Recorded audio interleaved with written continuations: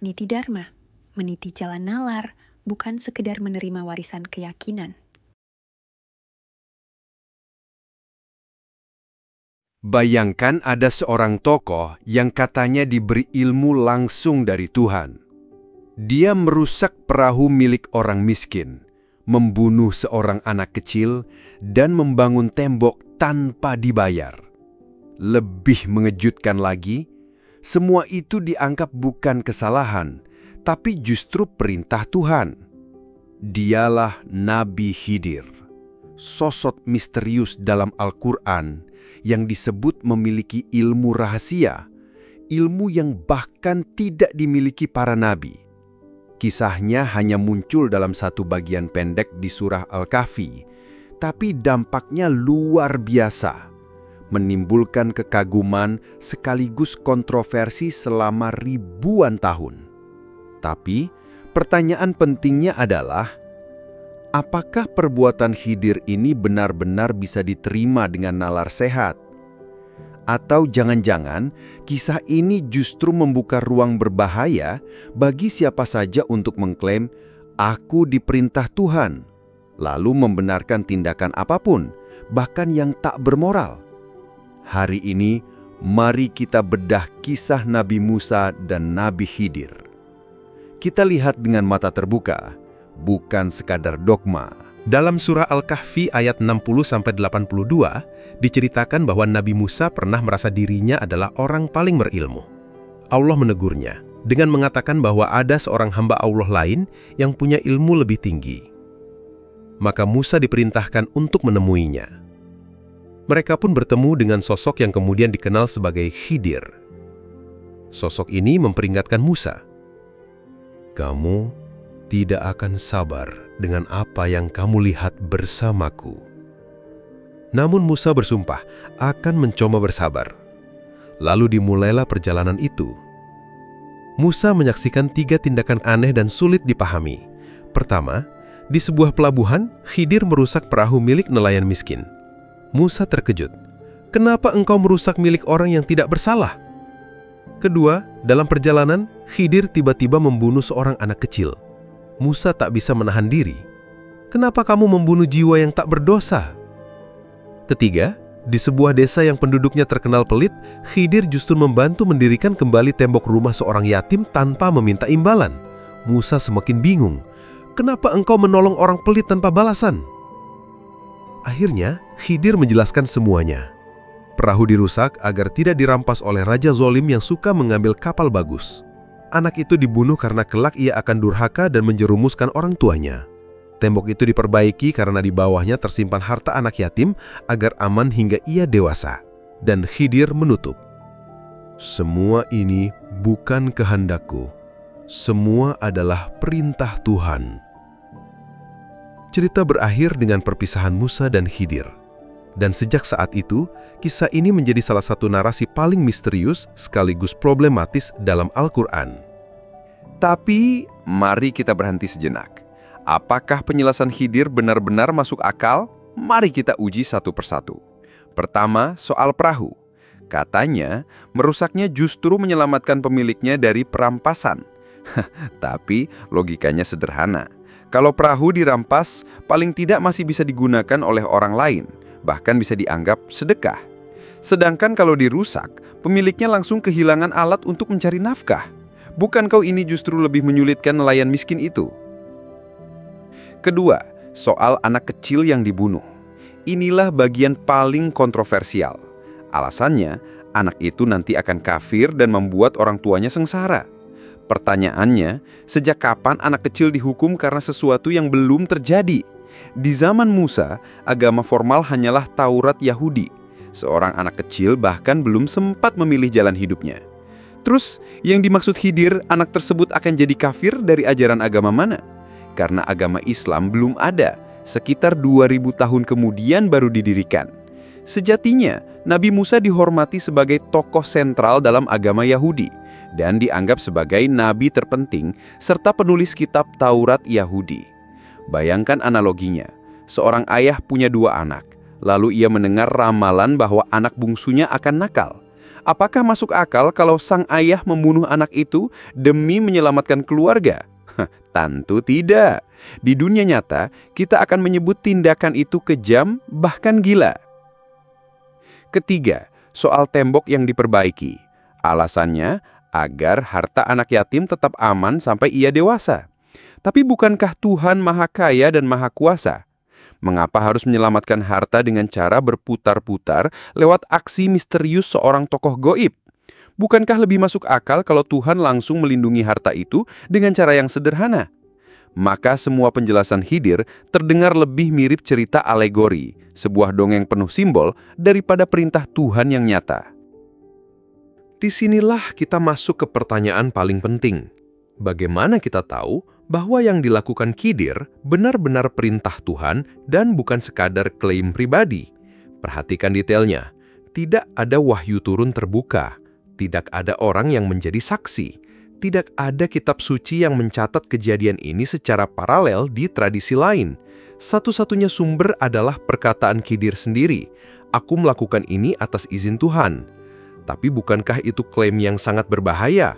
Bayangkan dalam konteks modern, jika ada orang yang merusak perahu nelayan, membunuh seorang anak kecil, lalu berkata dengan tenang, "Tenang saja, ini perintah Tuhan, nanti kamu akan mengerti." Apa yang akan kita lakukan? Hampir pasti kita akan menyebutnya gila, atau lebih parah lagi, seorang teroris. Dan justru disinilah letak masalahnya. Jika kita menerima kisah Khidir secara literal, kita juga membuka pintu bagi siapa saja untuk membenarkan tindakan amoral dengan alasan ini wahyu ilahi. Pertanyaan besarnya, apakah kisah ini dimaksudkan sebagai peristiwa nyata atau hanya alegori simbolis? Sebab kalau kita menganggapnya literal, maka konsekuensinya sangat berbahaya. Dan di titik ini, para ulama dan penafsir sepanjang sejarah berusaha menjawab dilema itu, tapi jawaban mereka pun membuka masalah baru. Tentu saja, para ulama tidak tinggal diam. Ada banyak tafsir yang mencoba membela kisah Musa dan Khidir ini. Sebagian ulama mengatakan, Khidir adalah seorang nabi setara dengan Musa, bahkan memiliki wahyu khusus yang tidak diberikan kepada nabi lain. Kalau ia nabi, maka tindakannya pasti benar karena bersumber langsung dari perintah Tuhan. Masalahnya, klaim ini tidak pernah disebut eksplisit dalam Al-Quran. Tidak ada ayat yang secara jelas menyatakan Khidir adalah nabi. Itu hanya tafsiran. Ada pula tafsir yang lebih simbolis. Mereka bilang, kisah ini bukan peristiwa nyata, tapi sebuah alegori penuh makna. Perahu melambangkan harta benda yang fana. Anak melambangkan generasi yang bisa tersesat. Tembok melambangkan amanah yang harus dijaga. Dengan kata lain, semua ini hanya kiasan, bukan kejadian historis. Tapi kalau begitu, kenapa kisahnya ditulis seolah-olah nyata, lengkap dengan dialog dan detail peristiwa? Sementara tafsir tasawuf, khususnya dalam tradisi sufi, melihat kisah ini sebagai bukti adanya ilmu laduni, yaitu ilmu rahasia yang diberikan langsung dari Allah kepada hambanya yang istimewa. Mereka percaya ada pengetahuan gaib yang tidak bisa dicapai dengan logika manusia. Tapi disinilah persoalan menjadi lebih pelik. Kalau kita menerima konsep ilmu laduni begitu saja, maka siapapun bisa mengklaim hal yang sama. Seseorang bisa berkata, "Aku tahu ini perintah Tuhan karena aku punya ilmu rahasia." Dan bagaimana cara kita membantahnya? Tidak ada. Justru inilah titik rawan. Karena dengan tafsir semacam itu, kita membuka peluang bagi praktik mistisisme yang sulit diverifikasi. Dan dalam sejarah, tidak sedikit orang yang menggunakan klaim semacam ini untuk membenarkan perilaku yang berbahaya. Bagian selanjutnya akan lebih dalam lagi. Asal-usul misterius Khidir dan mengapa kisah ini tidak pernah muncul di Taurat atau Injil. Disitulah kita akan melihat apakah Khidir benar-benar tokoh sejarah atau sekadar simbol spiritual yang diadopsi belakangan. Di satu sisi, kisah Musa dan Khidir terlihat dramatis. Tapi jika kita bandingkan dengan tradisi lain, ada sesuatu yang aneh. Dalam Taurat, kitab suci Yahudi yang menceritakan kehidupan Musa secara detail, tidak ada satupun catatan tentang Musa belajar pada sosok misterius. Injil dan tradisi Kristen juga tidak pernah menyebut nama Khidir. Padahal, Musa adalah tokoh sentral. Kalau benar ia pernah berguru pada sosok lain yang lebih berilmu, itu pasti akan jadi bagian penting dalam tradisi mereka. Mengapa hanya Islam yang punya kisah ini? Sebagian akademisi berpendapat, Khidir bukanlah figur historis, melainkan figur simbolik. Nama Khidir bahkan tidak pernah muncul di Al-Quran. Yang tertulis hanya, seorang hamba dari hamba-hamba kami yang telah kami beri rahmat dan kami ajarkan ilmu dari sisi kami. Al-Kahfi ayat 65. Identifikasi sosok itu sebagai Khidir baru datang dari tafsir dan tradisi Islam setelahnya. Lalu, dari mana asal-usul ide tentang Khidir? Beberapa teori menyebut bahwa kisah ini adalah hasil sinkretisme budaya, yaitu pencampuran mitos dari berbagai tradisi Timur Tengah kuno. Ada kemiripan dengan Melkizedek dalam tradisi Yahudi Kristen, sosok misterius yang lebih tinggi dari Abraham dan tidak punya asal-usul jelas. Ada juga kemiripan dengan Hermes Trismegistus dalam filsafat Yunani Mesir, tokoh mistik yang dianggap menyimpan rahasia gaib. Dalam mitologi Persia Zoroaster, ada figur seperti Ahura Mazda atau Mitra yang membawa kebijaksanaan dari luar nalar manusia. Bahkan dalam kisah Sumeria dan Babilonia, ada mitos tentang orang bijak abadi yang hidup selamanya untuk menolong manusia. Semua ini membuat Khidir lebih mirip tokoh mitologis, sebuah simbol kebijaksanaan gaib, daripada tokoh sejarah nyata. Dan disinilah kita sampai pada pertanyaan mengganggu. Kalau Khidir hanyalah simbol, mengapa kisahnya ditulis seolah-olah nyata dalam kitab suci? Apakah kisah ini memang sengaja dibuat untuk menguji batas rasionalitas kita? Pada akhirnya, kisah Musa dan Khidir menyingkap satu konflik besar. Konflik antara akal sehat manusia dan klaim kebenaran gaib. Musa mewakili hukum, syariat dan logika moral yang bisa dipahami siapa saja. Khidir mewakili hikmah tersembunyi, sesuatu yang tidak bisa dijelaskan dengan akal biasa. Jika kisah ini dibaca sebagai simbol, maka pesannya jelas. Manusia tidak selalu bisa memahami semua rencana Tuhan. Tetapi, jika kisah ini dibaca secara literal, maka masalah besar muncul. Karena itu artinya, siapapun bisa melakukan tindakan kejam, bahkan membunuh, lalu berkata dengan enteng, "Ini perintah Tuhan, kamu tidak akan mengerti hikmahnya sekarang."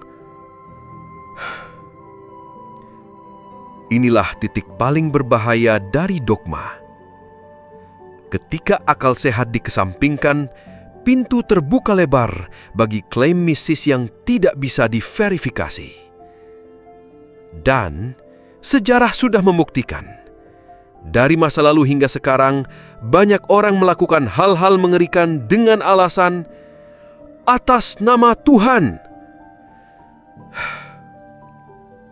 Disinilah klimaks kisah Musa dan Khidir membawa kita pada refleksi pahit.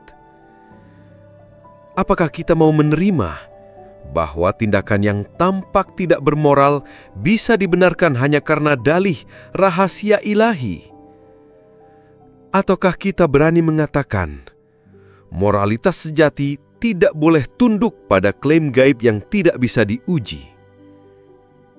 Pada akhirnya, kisah Musa dan Khidir bukan sekadar cerita unik dalam surah Al-Kahfi. Ia adalah kisah yang memaksa kita merenung tentang batas antara iman dan akal sehat. Musa, dengan segala keagungannya sebagai nabi besar, justru ditampilkan sebagai sosok yang tidak tahu segalanya.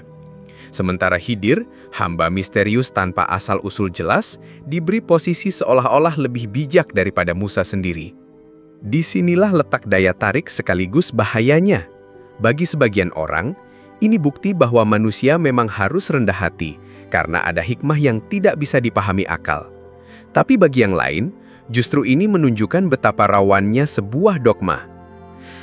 Karena begitu kita menerima bahwa tindakan apapun bisa dibenarkan dengan dalih rahasia Tuhan, maka tidak ada lagi batas moral yang jelas. Mungkin kisah Musa dan Khidir memang tidak dimaksudkan sebagai sejarah literal. Mungkin ia hanyalah alegori sufistik, pesan simbolis tentang keterbatasan manusia dalam memahami takdir. Tapi, yang harus kita waspadai adalah bagaimana kisah ini ditafsirkan. Apakah ia dipakai untuk mengajarkan kerendahan hati? Ataukah ia dipakai untuk membenarkan tindakan mistis yang tidak bisa diuji? Di titik inilah kita, para pembaca dan pendengar kisah, harus berhati-hati. Karena iman yang sehat bukanlah iman yang membungkam akal. Dan moralitas sejati bukanlah moralitas yang menyerah pada klaim gaib tanpa bukti. Akhirnya, kita kembali ke pertanyaan yang menggantung sejak awal. Apakah perbuatan Khidir adalah kebijaksanaan ilahi, atau justru peringatan betapa berbahayanya ketika dogma menggantikan nalar? Jawabannya, terserah Anda untuk menilai. Yang jelas, inilah salah satu kisah paling misterius, kontroversial, sekaligus penuh pelajaran. Kisah yang terus menggema dari masa lalu hingga hari ini.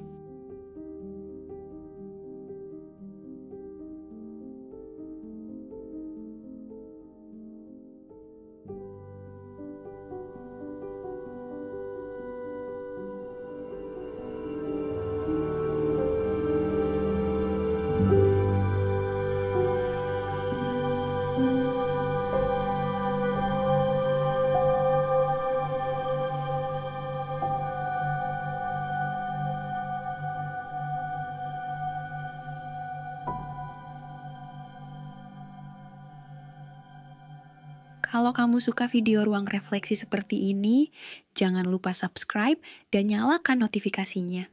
Sampai jumpa di video berikutnya, di mana kita terus belajar, bukan untuk merasa diri benar, tapi untuk jadi manusia yang lebih sadar.